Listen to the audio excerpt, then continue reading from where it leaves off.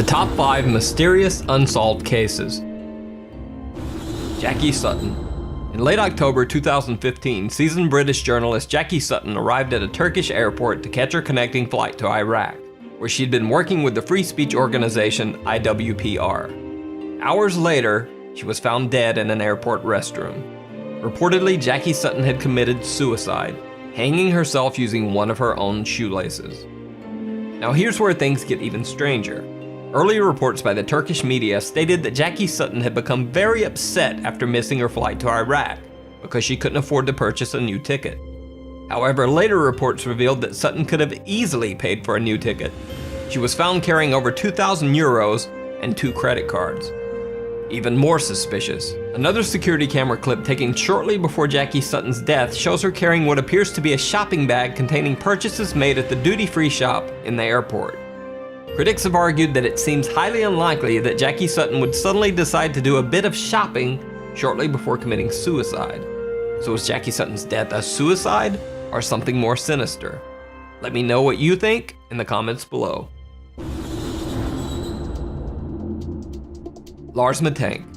Lars Matank was a young German man who went on a holiday trip with friends to Varna, Bulgaria. While there, Matank was involved in a fight with some other tourists and suffered a ruptured eardrum. Because of the ear injury, Lars Matank was unable to fly, so he couldn't return to Germany with his friends. He rented a room in a hostel in a poor area of Varna, Bulgaria, determined to wait until his ear had healed enough so that he could fly back to Germany.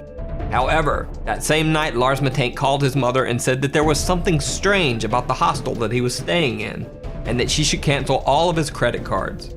Even later that same night, Lars Matank left his hostel room in a panic, headed for the airport. He called his mother again, this time saying that 4 strange men were following him and that he was hiding. 2 hours later, Lars Matank caught a cab and arrived at the Varna airport in the early morning hours. On airport security cameras, Lars can be seen entering the airport with his luggage.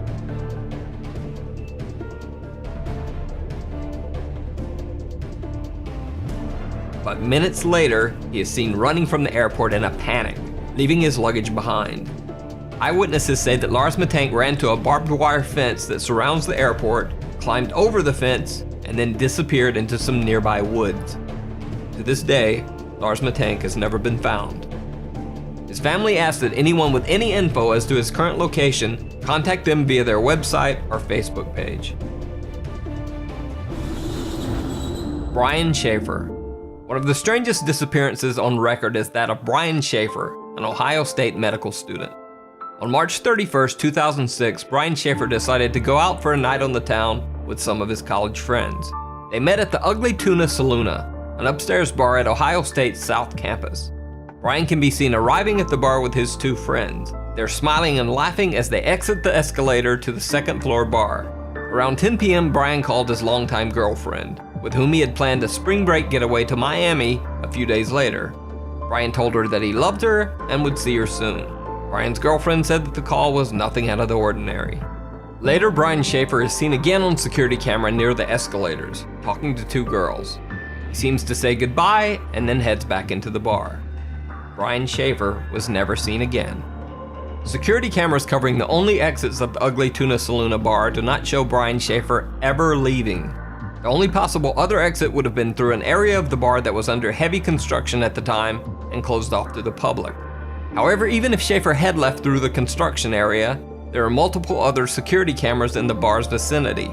None of these cameras picked up footage of Brian Schaefer ever leaving the bar.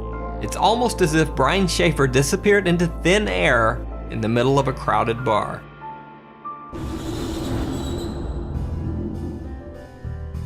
Alan Gill. On the evening of February 23, 2014, Alan Gill took a strange trip through Cornwall, England. Captured by surveillance cameras, Gill spent his evening wandering the streets of several different cities for hours. He was seen in Wadebridge, then traveled by bus to Truro, then on to Newquay, then back to Perranporth. No one knows why Alan Gill took this strange trip, or what he was doing wandering the streets of 4 different cities all night. The next morning, the dead body of Alan Gill was found washed up on the shore of Perranporth Beach. Gill was naked except for 1 sock and 1 shoe. But the story gets even stranger. Alan Gill's other sock was found wadded up inside his mouth, wrapped in the cord of a pair of earbud-type headphones. Near his body was a black jacket containing a wallet with 95 British pounds, but his bank cards, credit cards, and ID were missing. However, the wallet contained a single bizarre picture: Alan Gill as a child.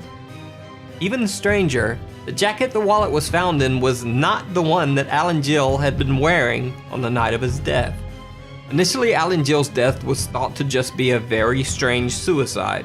However, an autopsy revealed multiple unexplained injuries to Alan Gill's right hand, chest, and head.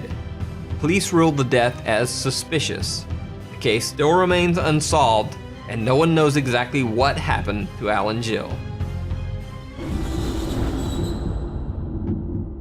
The Jamison family. One of the most bizarre disappearances in recent history is that of the Jamison family of Eufaula, Oklahoma. Pastor Gary Brandon claims that the Jamisons told him that their home was haunted by angry spirits. The Jamisons said that they had made contact with the spirits of a dead family in their house, and that their 6-year-old daughter Madison often talked to the ghost family's child.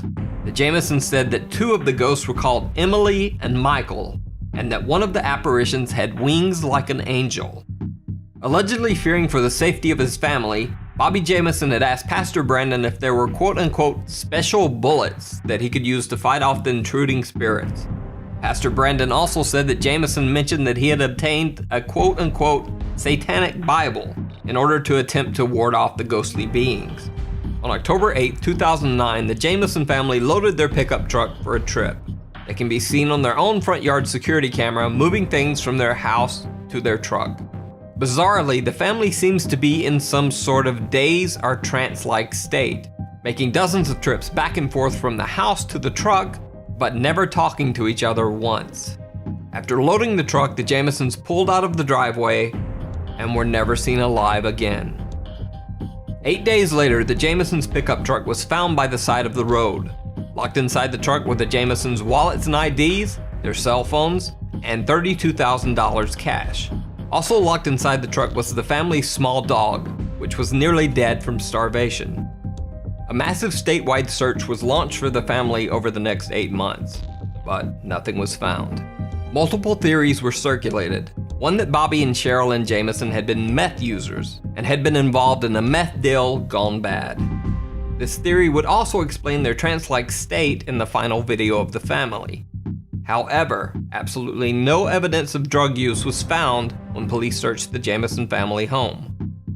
4 years after the Jamison family's disappearance, deer hunters stumbled across some skeletal remains in a remote area of the Eufaula Mountains, less than 3 miles from where the Jamisons' truck had been found. The bodies were forensically identified as the remains of the Jamison family.